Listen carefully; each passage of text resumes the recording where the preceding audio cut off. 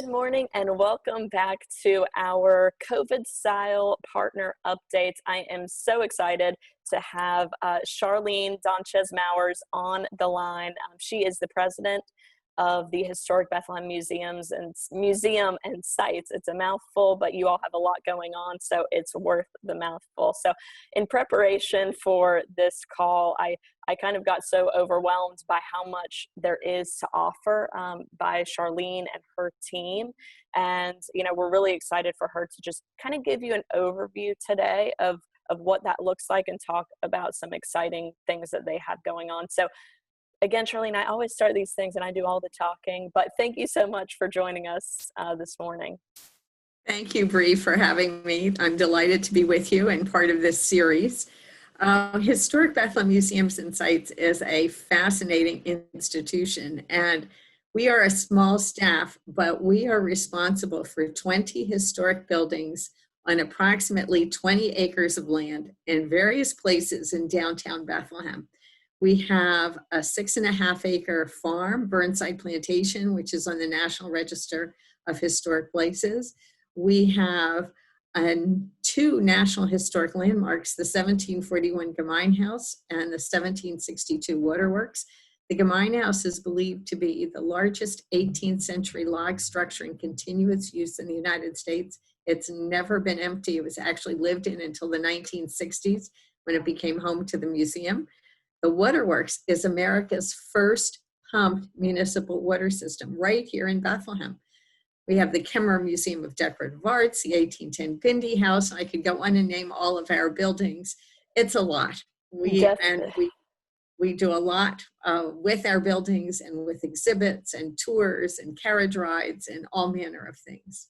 Yeah, you really provide an opportunity for someone to get in touch. My famous line is, I say, walk amid 3 centuries of history when you're in the Historic Bethlehem Museums and Sites, and you really provide an opportunity for all interest types to experience that. You have got your programming's pretty robust with like Blacksmithing 101, or you have your Sister series. So can you talk a little bit just about the programming that people can experience? My goodness.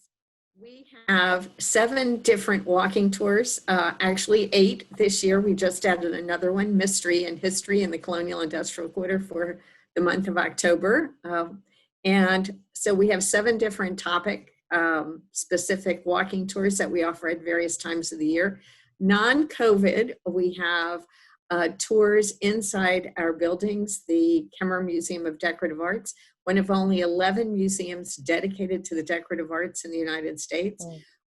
We have various programming, the Single Sister series, which unfortunately did not happen this year, but that is dedicated to stories of women because the Single Sisters House, which was started in the 1740s, still exists today. And we thought this was a perfect opportunity to share the unique role of women have played in society and here in Bethlehem. And wasn't that, and this is the little nugget of history that I find so interesting, that was one of the first places in the country that women could receive an education. Yes, the forerunner of Moravian College and Moravian Academy was founded in May of 1742, called the Girls Institute. And then not until July was the Boys Institute founded. So girls were being educated before the boys, sorry boys, and because the Moravians believed that everyone should be educated, not just the wealthy, and women, because they were the first teachers, needed to have the same education as the men. So here in Bethlehem, girls weren't learning just how to cook and to sew as they would have been in what were called dame schools. But they had the same curriculum as the boys. They were learning science, mathematics, foreign languages, and how to do fine needlework.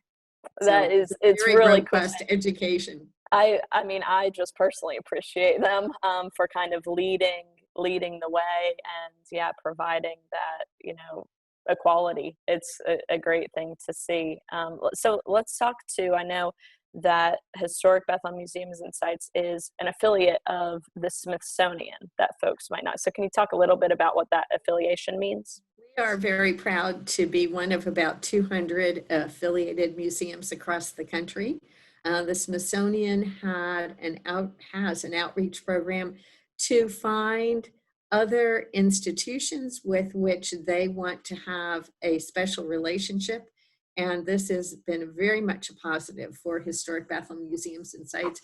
It gives us access to their staff. If we have a question, we can call up someone at any of the museums. If we find an interesting piece, we had in our collection what looked like a satchel or a purse, early American Indian, and so we took pictures of it, sent it off to the National Museum of the American Indian, to their curatorial staff with some questions, and they were able to get back to us. So we have special intermediaries that help us get answers to questions. We get first choice at borrowing objects.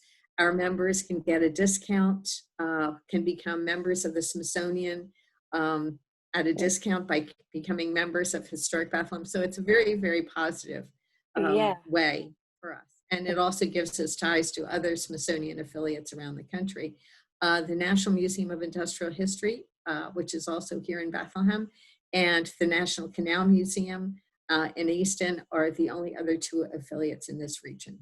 Wow. That's, I mean, just rich, and it just goes to show that when, folks participate in any of the, be it exhibits or they see photography by you or any, things, artifacts that you have, it comes with some credibility. So that is super cool.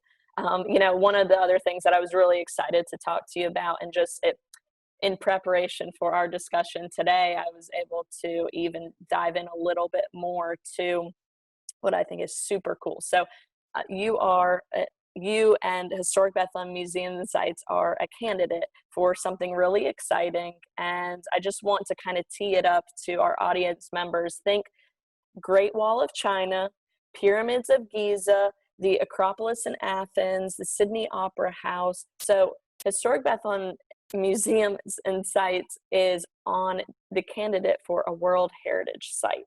So again, Charlene, can you just talk a little bit about what that means for you all and what it would mean to be on that list?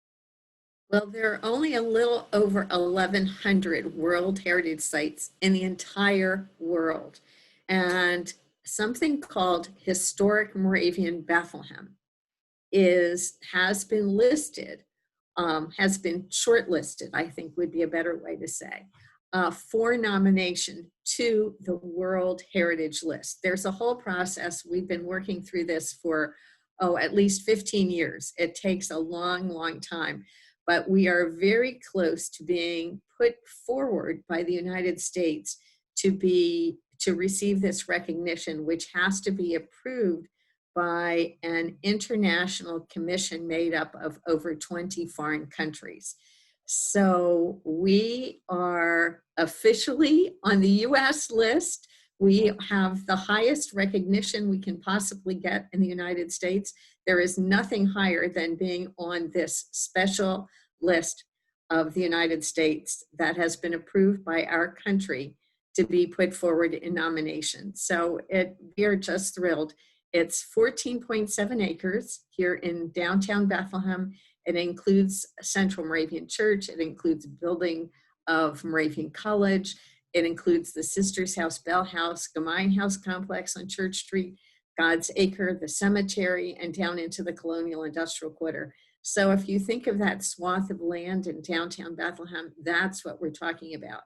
And we have a group of, the mayor has established the Bethlehem World Heritage Commission to help move this forward. And I have been very honored to represent Historic Moravian Bethlehem at our city at international conferences about this. So it's just amazing and so exciting. And but it's also, it moves very, very slowly. So well, that's what it's like. Congratulations on this 15 plus year process, because it takes a long time to get to get it moving to where you have it at this point. So that's just a fabulous, when we at Discover Lehigh Valley, we have a great partnership with you all. And it's just another thing that we can work to promote for visitation. I think we'll be able to see a whole new audience come into the Lehigh Valley for the sake of this World Heritage Site. So when you think in the United States, we have, Independence Hall as well as the Statue of Liberty, and then, out west, of course, the Grand Canyon. But it would be just such a cool thing to have that, kind of triangle between what New York and Philadelphia, and then we would kind of have to offer. So we're just over the moon and excited about, how this process is moving along. So I want to talk a little bit about Christmas because you all play a huge part in Christmas City, USA, and Bethlehem. So do you have anything going on this holiday season that visitors, guests, residents could experience?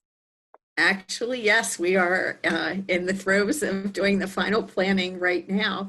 But starting November 6th, since everything is limited because of COVID and numbers, unfortunately, our Kemmer Museum will not be open. It can be open on a limited basis if a family wants a special private tour, and they would have to reach out to our visitor center to arrange that ahead of time. And we will do that for I believe 6 or 7 people or less, okay. But it's not just generally open as it would have been in previous years. Neither is the Moravian Museum, except as part of a tour.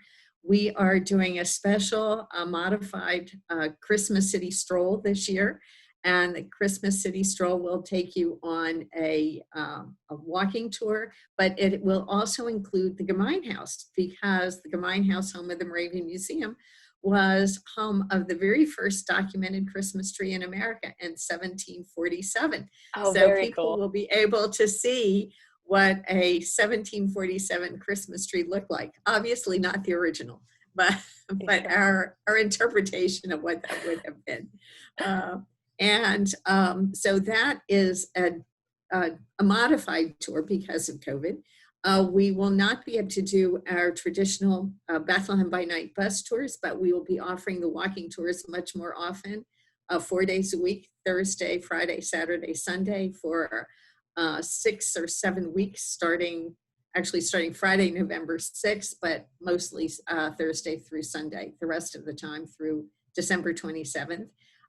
We will also have carriage rides available during December, which I know it's very popular. That is, we get a lot of questions about the carriage rides. So we are very excited that we're adding 2 new things this year. We are going to have Christmas in the Quarter.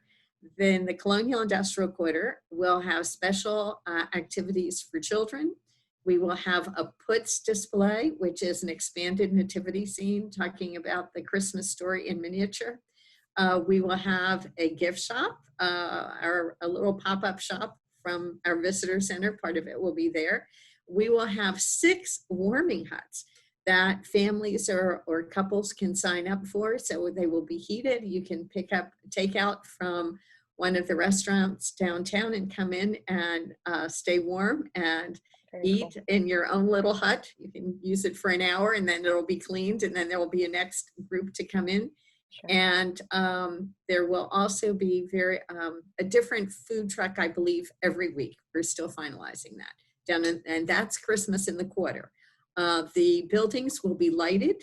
We're working on that right now. We're hoping to have the tannery outlined with tiny little white lights, and we'll see, and there'll be candles in every window.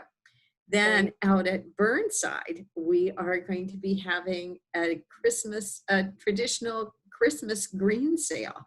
That will be the last weekend in November, Saturday and Sunday, and the first 2 weekends in December, Saturday and Sunday. So people can pick up crafts, see Burnside, get a tour of Burnside in the winter, and also pick up their wreaths and hopefully trees, live Christmas trees. So I don't know how you keep it all in your head, Charlene. This is a pretty robust and extensive list of things you have going on. So I have a fabulous staff that's really working very hard to try to make this all come together in the coming week. So please visit our website, www.historicbethlehem.org, and you can get all the details, buy tickets. And learn a So lot, please and you can learn a lot from the website, truly, about just we only touched on a little piece of it today, so it's a huge educational site as well. Charlene, thank you so much for joining us today, and again, just congratulations on all of your efforts thus far, and we will definitely stay tuned as things progress with the World Heritage Site, as well as we'll stay on the pulse of all of your events that you have going on this holiday season. So thank you so much. Thank you, Bree. Always enjoy being part of this. Talk to you soon. Bye. Bye-bye.